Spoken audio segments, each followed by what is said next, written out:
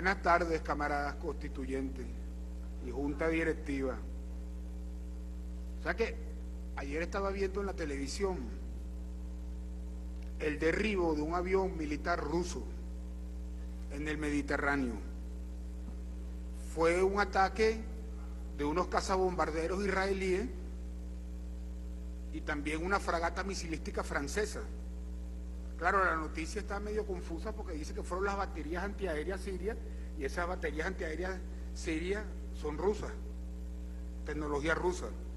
Entonces, cuando uno ve la complejidad, porque para tumbar un avión militar ruso con 14 tripulantes tiene que ser algo muy serio, pues eso no es una casualidad común. Entonces, ahí tenemos que ver la posición de Siria. ¿Por qué Siria es tan importante? Fíjense, Siria tiene 2.000 millones de barriles en reserva. Eso es un buen negocio, pero no es estratégico.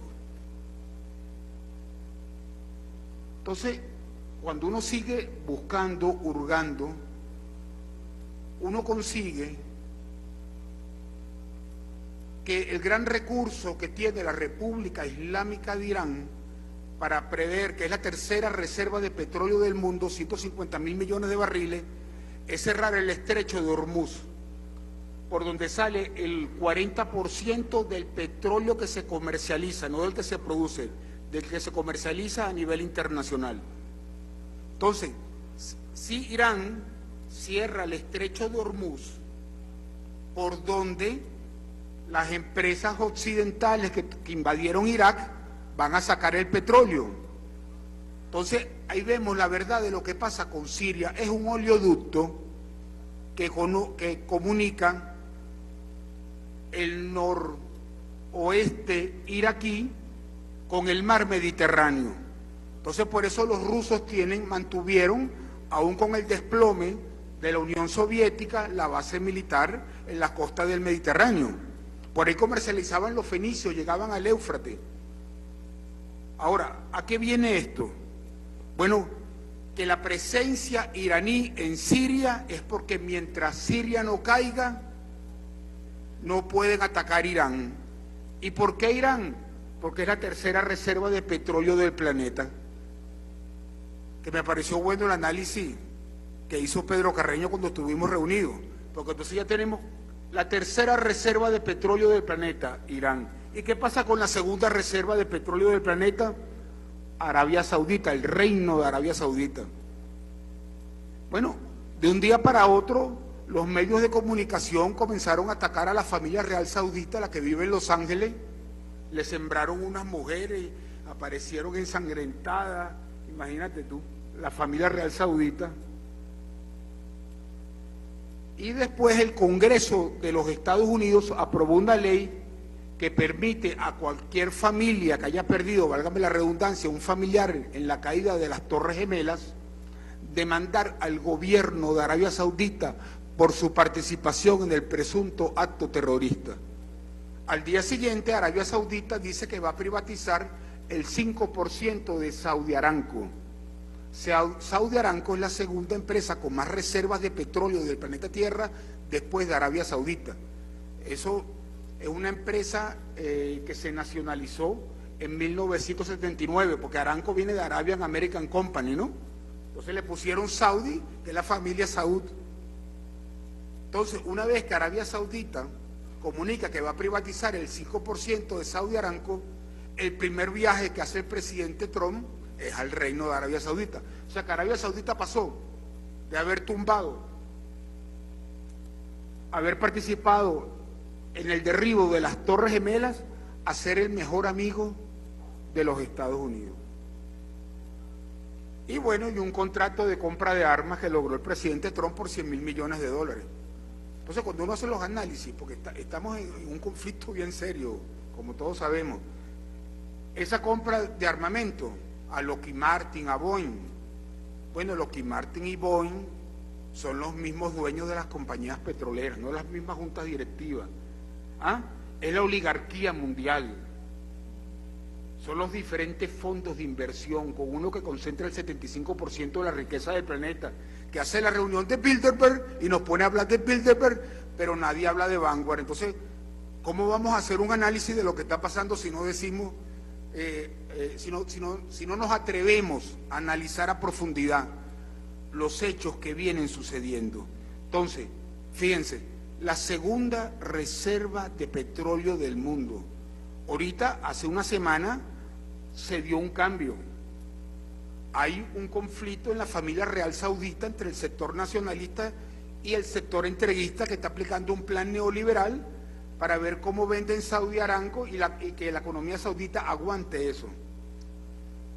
Y se paró la venta. Le pusieron a cada barril, porque una compañía petrolera solo vale en un 100% por las reservas de petróleo bajo tierra. Eso no lo digo yo, solo hice la bolsa de Nueva York.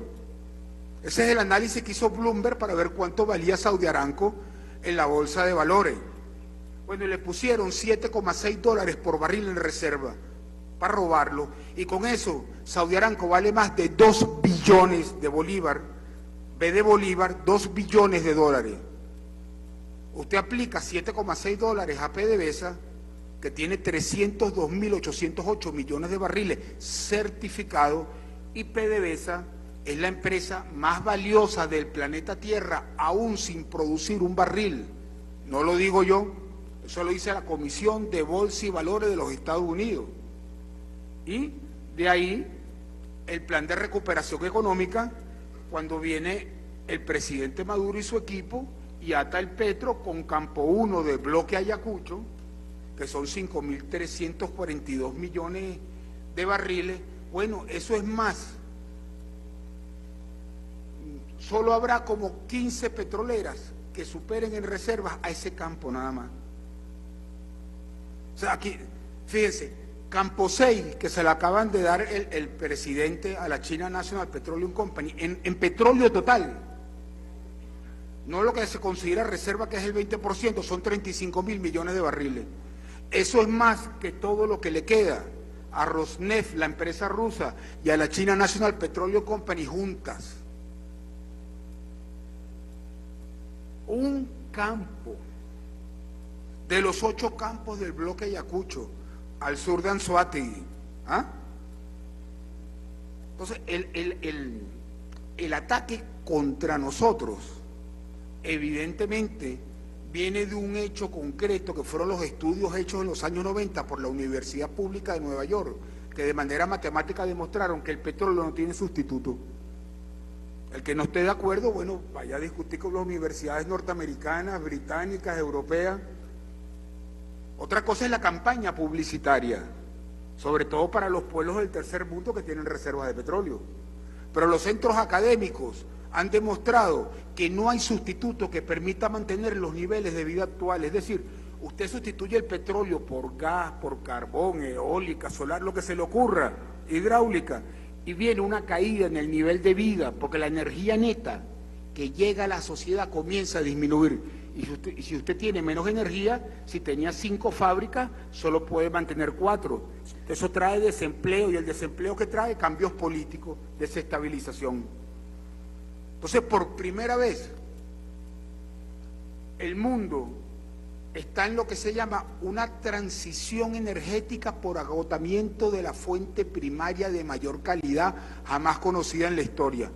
Eso es inédito, porque el ser humano pasó de madera a carbón y después de carbón a petróleo. Cuando al final de la era del carbón, el mundo tenía 1.000 millones de habitantes. Hoy en día, gracias al petróleo, va por 7.000 millones por la mejora en la calidad de vida. Entonces, estamos en una transición, no porque el mundo haya escogido, ni los industriales, ni los centros académicos, otras fuentes primarias de energía. Es que el petróleo se está agotando. Ahora, ¿quién dice que se está agotando? Bueno, lo dice la OPEP, lo dice la Agencia Internacional de Energía, lo dice todo el mundo. Pero otra cosa es la campaña para los pueblos del tercer mundo que tienen reservas.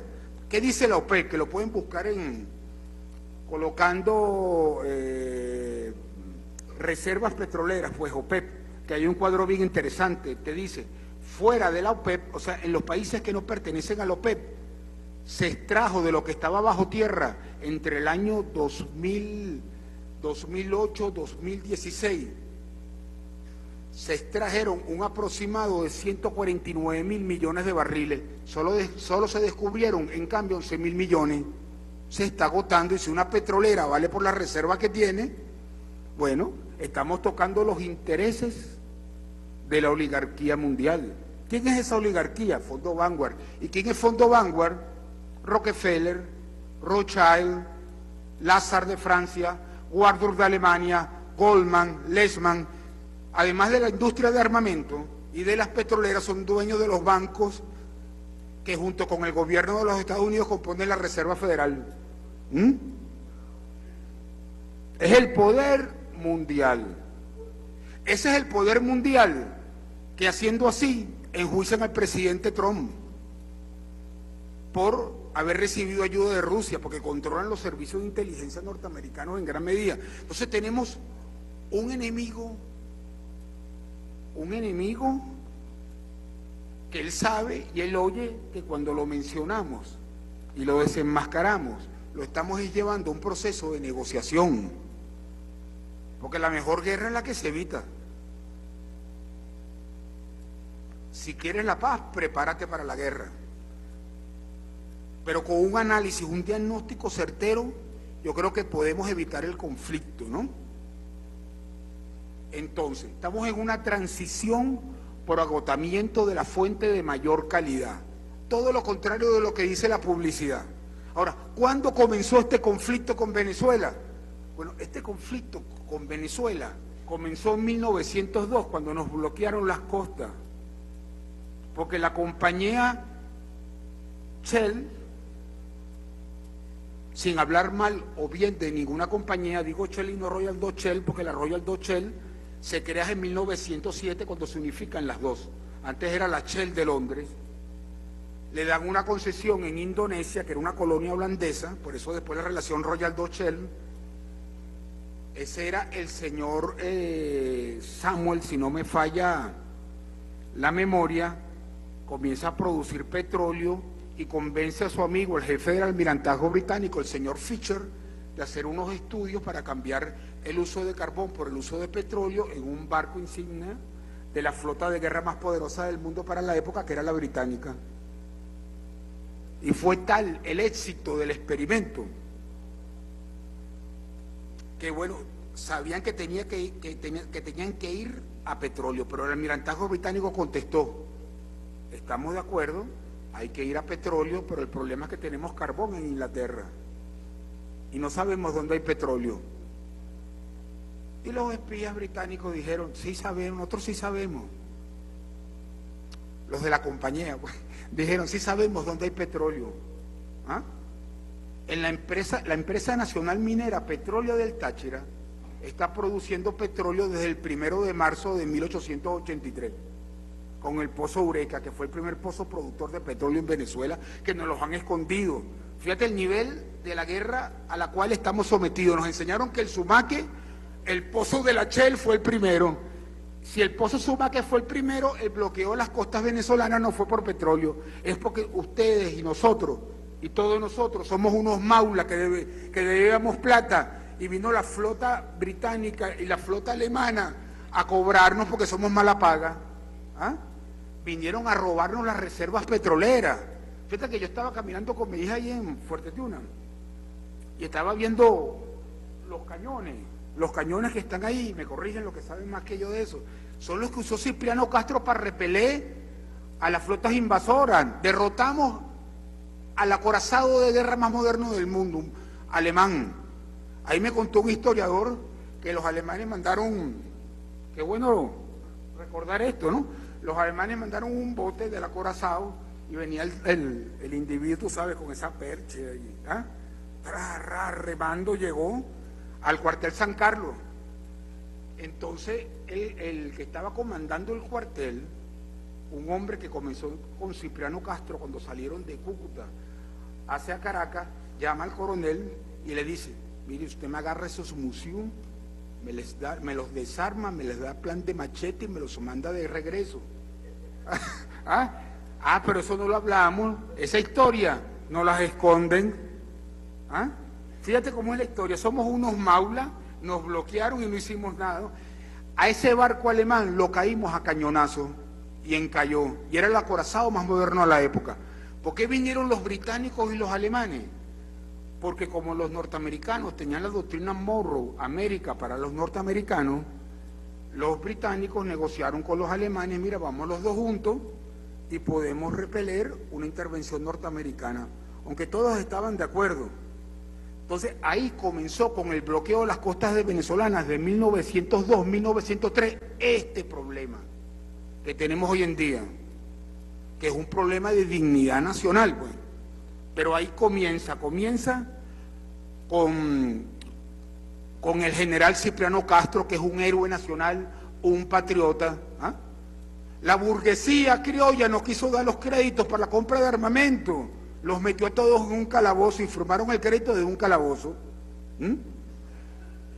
Y después, no lo quiero mencionar para no entrar en debate, pero a quien la historia nuestra pone como héroe del nacionalismo petrolero es uno que participó en la Revolución Libertadora con las transnacionales para tumbar a Cipriano Castro. Una tergiversación. Ahora, ¿por qué? Fíjate qué brillantes fueron ellos. ¿Por qué nos esconden esto? Porque hoy en día es lo mismo. Ellos sabían que hay un recurrente histórico. O sea, el petróleo, compañeros, quieranlo o no, esta es la era del petróleo, la total era del petróleo. Todo depende del petróleo. El nivel de vida que tenemos depende del petróleo. Es por eso, para que entendamos lo que está pasando, es que en 1908 se crean los servicios de inteligencia británicos. ¿Por qué? Fíjate, se crean porque descubren petróleo en Irán en 1908, producen el primer barril. Entonces la flota británica, Churchill decide cambiar de carbón a petróleo y crean unos servicios de inteligencia para control de reservas y seguridad en el transporte del recurso. Igualito que en el año 47 se crea la CIA, cuando Estados Unidos pasa a ser importador neto de petróleo. Eso no nos lo va a decir nadie. ¿Ah? Pero para eso el presidente Chávez, compañero, montó el Observatorio Socialista Petrolero. Para eso lo montó, porque no nos van a hacer a nosotros lo que le hicieron a Libia, que no saben ni por qué los bombardearon, ni quién los bombardeó, y tienen ese desastre, o Irak. Aquí sí sabemos, porque esos servicios de inteligencia británicos y los norteamericanos, los británicos representan a la oligarquía mundial,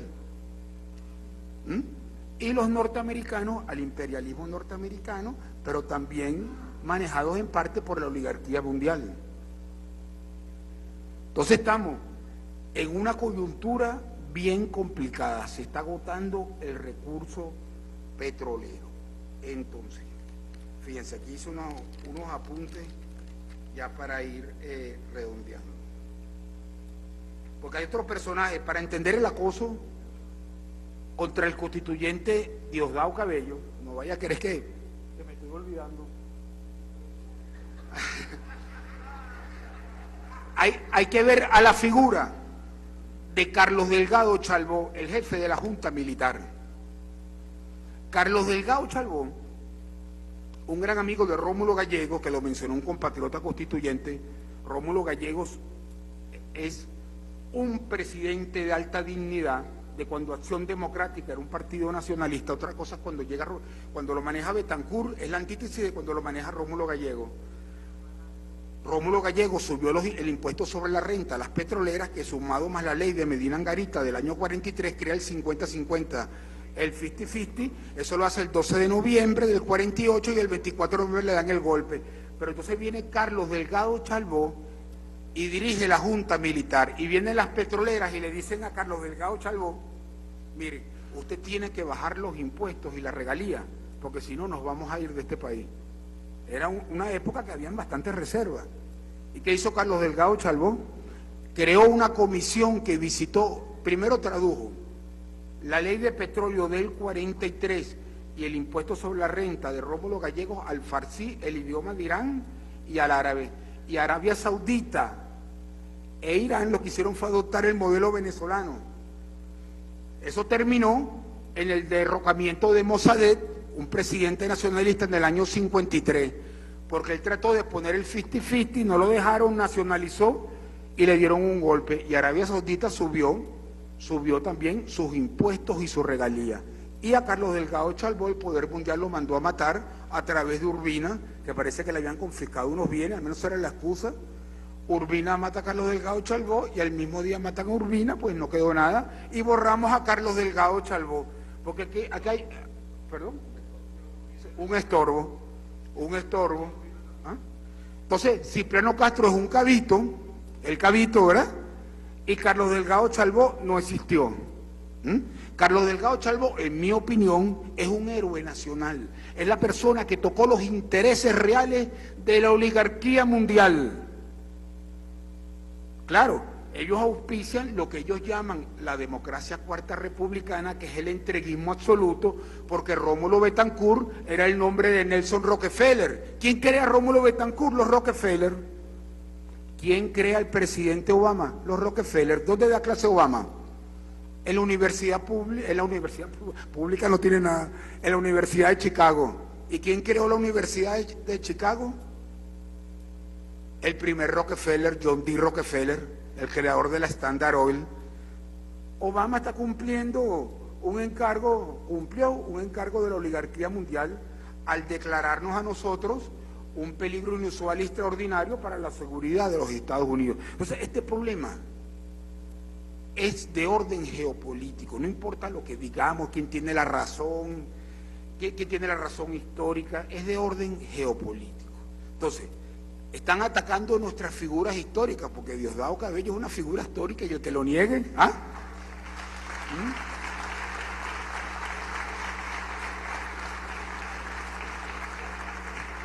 Y si hay alguien que no se equivoca, bueno, en mi opinión, otros dicen que, bueno, eso lo saben más que yo, pero el presidente Chávez tenía un tino para escoger a su gente. Todo el mundo se equivoca, ¿no? Porque es una lucha de poderes, de agencias de inteligencia, dígame en el área de petróleo, ¿eh? Una guerra total y absoluta desde que uno se levanta hasta que uno se va a dormir. Pero Diosdado le fue fiel al presidente Chávez. ¿Ah? Y hoy en día es un pilar fundamental de la revolución bolivariana. Entonces, fíjate, yo le quiero contestar a la señora Nikki Haley, porque ella dice que Diosdado Cabello, nuestro presidente de la Asamblea Nacional Constituyente, está metido en hechos de corrupción, dice ella. Yo le digo, señora Nikki Haley, ¿dónde están las reservas internacionales de Libia? Pues usted es cómplice del robo de 180.000 millones de dólares del pueblo libio. Convencieron a Gaddafi, mira, a Gaddafi le dijeron, quita las baterías antiaéreas, ¿vale? Como gesto de voluntad, y lo bombardearon.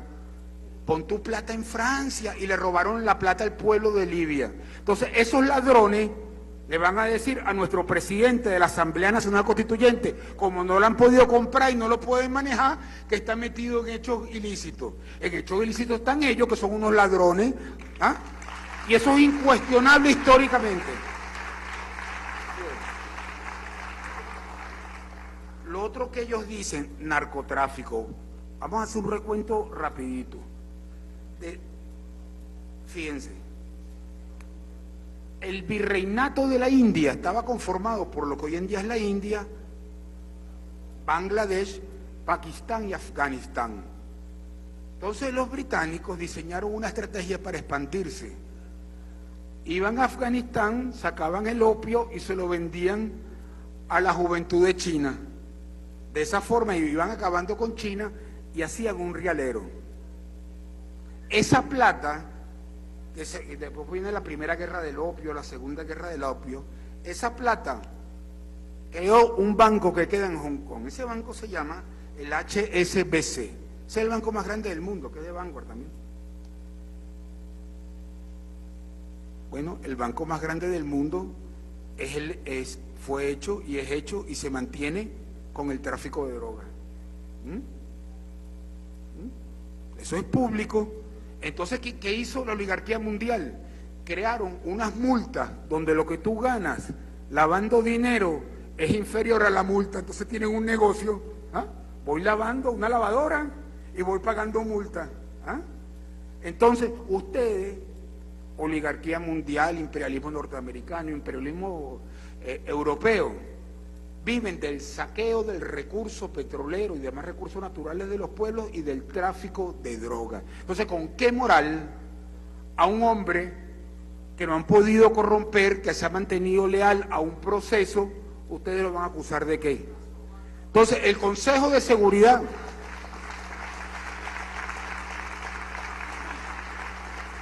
El Consejo de Seguridad de las Naciones Unidas tiene que responder, porque ahí vamos a lo que yo considero que es la respuesta que debemos dar. Fíjate, primero tenemos que dar, en mi opinión, claro, desde el punto de vista militar, que hay gente que lo maneja mucho mejor que yo solo puedo aportar ahí que yo pusiera las baterías antiaéreas en medio de la infraestructura petrolera. Son intocables, porque la estrategia es atacar un país y no tocar la infraestructura petrolera. Bueno, pon el armamento en la infraestructura petrolera para que te lo ataquen. Si atacan esa infraestructura, el precio del petróleo va a subir tanto que se va a paralizar la economía mundial. No puede. Entonces, ese sería un aporte desde el punto de vista militar. Desde el punto de vista de lo que nos corresponde como constituyente, ahí está el presidente Chávez, compadre. Somos chavistas, ¿no? En mi opinión, al presidente Chávez lo mataron por el decreto 5200 del 26 de febrero del año 2007, porque nacionalizó realmente el petróleo. Carlos Andrés no nacionalizó nada. Carlos Andrés lo que hizo fue evitar que se cumpliera la ley de Medina Angarita y todo regresara sin pagar nada. El artículo 2 del decreto 5200 establece que el 60% como mínimo de las acciones de las empresas mixtas en petróleo son del Estado venezolano, es decir, del pueblo.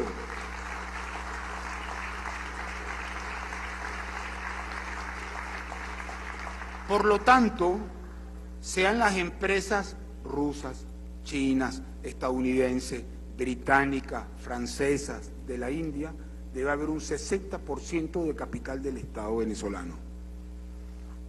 Ese sería el punto inicial, porque si comenzamos a ceder, ¿a dónde vamos a llegar? Mire, les repito, Gaddafi quitó las baterías antiaéreas, o sea, se asustaron pues, y lo bombardearon. Entonces aquí no podemos tener miedo, hay que ser contundente.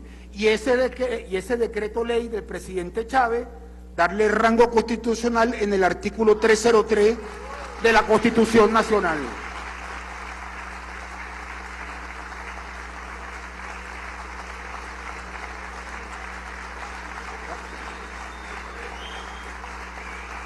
O sea, la faja petrolífera del Orinoco, Hugo Chávez Frías, es del pueblo de Venezuela, no de ninguna potencia extranjera, llámese como se llame, tenga los misiles nucleares que tenga la Fuerza Armada que tenga, no podemos ceder en eso. De ahí depende el Estado-Nación venezolano, lo que heredamos de Simón Bolívar, la integridad territorial y la lealtad, más allá del discurso y de las palabras bonitas, con el presidente Chávez, que dio su vida y delante de la muerte no tembló. Mire, tenemos que ser, como dice Diosdado, como el presidente Chávez, delante de la muerte no tembló. Pues aquí nadie tiembla. ¿Ah?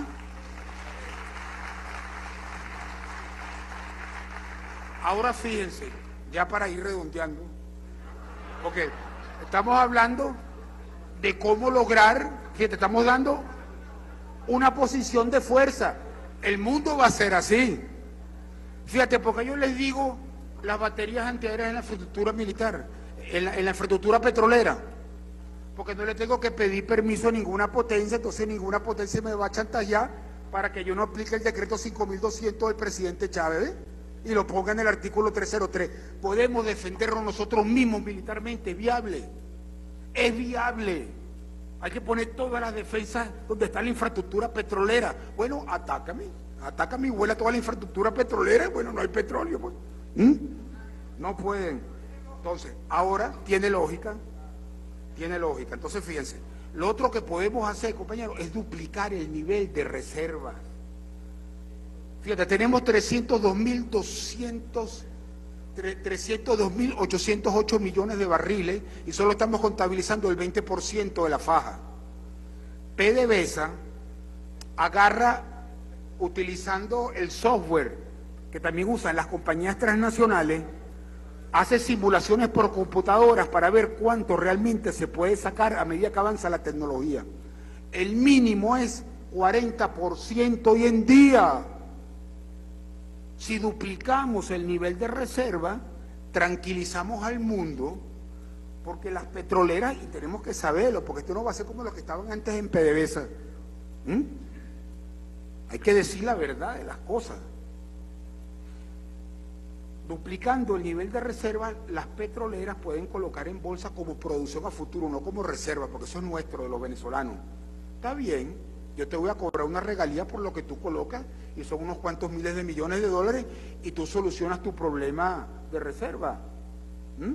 Mire, 40% es lo mínimo que dice DETSEI. DETSEI es exploración y estudios integrados de yacimientos. 40% lo mínimo, según las mismas simulaciones que usan las compañías transnacionales. Eso es incuestionable. ¿Qué se hace? Esa simulación se lleva al certificador global, vamos a llamarlo así. La última vez fue Ryder Scott, la revisan y se aplica. Todos ganamos, no con la tontería de los que estaban antes aquí, que derrotamos a las transnacionales. Derrotamos a las transnacionales. Lo que tenemos que buscar es un equilibrio, y decir la verdad de lo que está pasando. Después tenemos que ir a una extensión de las áreas, porque ya tenemos unos miles de millones de dólares para esfuerzo propio, una extensión de las áreas para las empresas mixtas que ya están aquí, e invitar a las compañías que se fueron. ¿Cómo evitar una guerra? Bueno, tenemos que tener un balance entre las compañías, porque esto es un problema petrolero, señores, con un componente militar gigantesco y un componente en inteligencia. Tenemos que tener un balance en las compañías que tenemos aquí. Ese balance lo rompieron los norteamericanos cuando en un gesto, bueno, yo no quiero calificar el gesto porque estamos buscando en este momento algún tipo de concordancia. Ellos decidieron irse y rompieron, hágame la redundancia, ellos mismos el balance. Cuando se va la ExxonMobil y cuando se va la ConocoPhillips y solo queda la Chevron, comienza a expandirse Rosneft. Cada transnacional es una maquinaria de guerra, señores. Y comienza a expandirse la China National Petroleum Company. Entonces los norteamericanos reaccionan con un acercamiento ante una posible acción militar, que sería la Tercera Guerra Mundial por el control de la faja petrolífera del Orinoco, Hugo Chávez Frías. Tenemos que buscar un balance. Hay varias compañías que se les puede invitar a regresar, pero con 60% de acciones en manos del Estado. Y se me olvidaba, en petróleo y en gas, que tenemos 100% de capital extranjero en las empresas mixtas, no sé si sabían, hay que llevarlo a 60% de capital del Estado venezolano también, sin miedo. No le tenemos que tener miedo a la palabra nacionalización, porque hay muchas cosas que se pueden hacer. Por ejemplo, los acuerdos de mantenimiento conjunto permiten que el Estado tenga la propiedad y llegar a una combinación de intereses para aumentar producción. Entonces, hay muchas figuras que se pueden usar, pero manteniendo siempre el legado del presidente Chávez y el primer objetivo del Plan de la Patria, que es independencia absoluta de todo poder extranjero. Entonces, invitamos a las empresas que se han ido, Lukoil, las gringas, la que quiera venir, problema de ellas. Aquí son bienvenidas, negociamos áreas, o sea, que el mundo sepa que esto está abierto, como dijo el presidente Maduro, a capitales de todas partes del mundo. Aunque en realidad es un solo capital global, es un solo fondo, señores. Pero bueno, vamos a hablar de las juntas directivas, a juntas directivas de diferentes partes del mundo, porque la Total de Francia también es de Vanguard, señores. Y la Royal Dutch Shell, la British Petroleum. Un saludo al poder mundial de ahí. Aquí en Venezuela sí lo hablamos, porque si no, ¿cómo vamos a entender? ¿Cómo vamos a negociar? Que alguien me lo explique, si estamos todos asustados y no hablamos lo que es. Entonces imagínate a quién se ha enfrentado el presidente Nicolás Maduro y el presidente de la Asamblea Nacional Constituyente, Diosdado Cabello, al poder mundial. Y en mi opinión, Diosdado Cabello ha sido más inteligente y ellos están dolidos porque él los ha derrotado, porque si no, no estuvieran reaccionando de esa forma. Eso es incuestionable. Entonces, hay que reconfigurar la composición geopolítica como se hizo con el presidente Chávez y siempre ha estado dispuesto el presidente Maduro, de los diferentes, ya hablamos un solo capital global. Por ejemplo, China National Petroleum Company es 100% del Estado, pero se han picado varias partes que las compró Vanguard. Miren, Vanguard, señores, cuando Richard Nixon se reunió con Mao Zedong, que fue Henry Kissinger es el fondo de inversión Vanguard, quien negoció, ahí se negoció la entrada de los capitales a China, luego Deng Xiaoping hace las zonas de libre economía y comienza el capitalismo con alto contenido de Estado en China. ¿Ah? Y China dijo que la Unión Soviética entonces era un imperialismo, porque Brezhnev calificó a Stalin como un mal para la Unión Soviética, para Rusia. Y luego hay un libro de un asesor de Putin que dice que Brezhnev fue tocado por los ingleses. Entonces imagínense ese lío, ¿no? Y por ahí podemos seguir. ¿Ah? Geopolítica mundial. Bienvenido Venezuela por entero a la geopolítica mundial. Somos el epicentro de un conflicto de orden mundial donde está la oligarquía mundial de lleno, todos los servicios de inteligencia.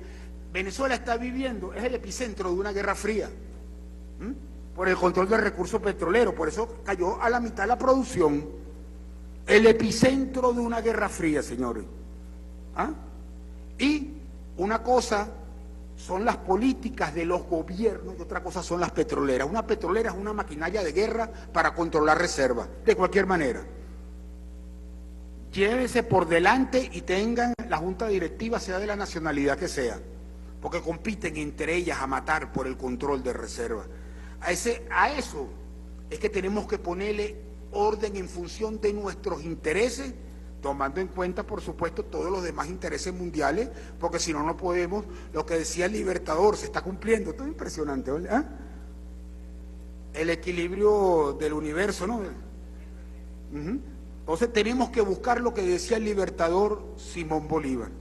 Entonces, fíjense, nosotros tenemos algo que nos distingue de la burguesía parasitaria, que por cierto, cuando eliminaron a la petróleo del Táchira, eliminaron a la burguesía nacionalista que había en Venezuela. Hay una carta de la heredera de la petróleo del Táchira donde ella dice: prefiero ver perecer esta compañía que vendérsela a una transnacional.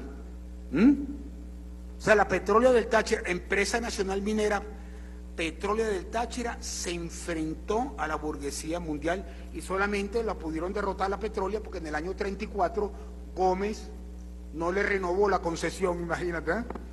Entonces ellos le escriben una carta y le dice: pero general, si somos su vecino y somos gomecistas.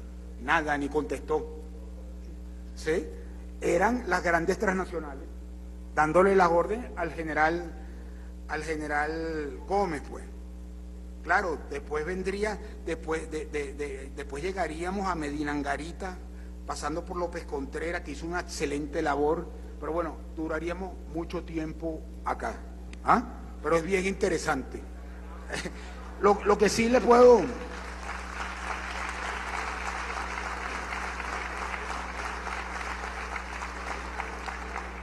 Lo que nos distingue de esos partidos de laboratorio creados por las compañías petroleras, como Primero Justicia, que te le están cobrando a Diosdado, al presidente de la Asamblea Nacional Constituyente, Diosdado Cabello, que sacó el cheque donde se crea Primero Justicia.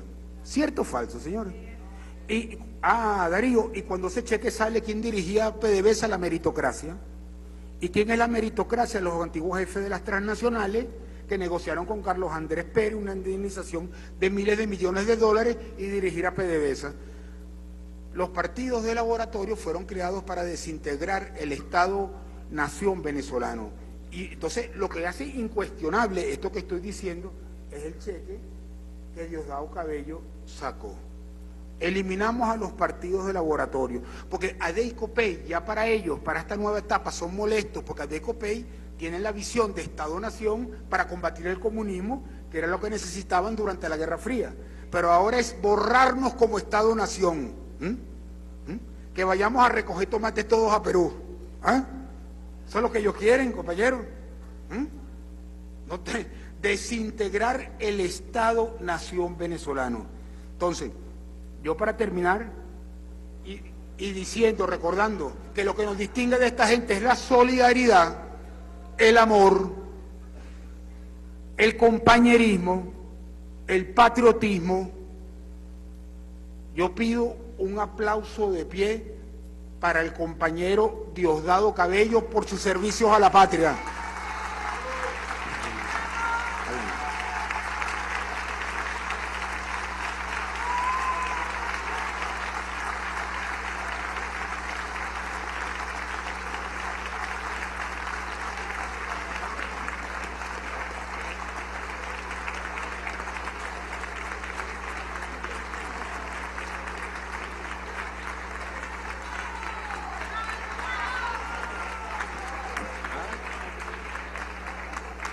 Epa, como lo malo no es el lanzazo, sino quien no lo retruca. Yo pido en nombre de Fernando Travieso un aplauso para el pueblo de Venezuela, que es el verdadero protagonista de todas estas luchas.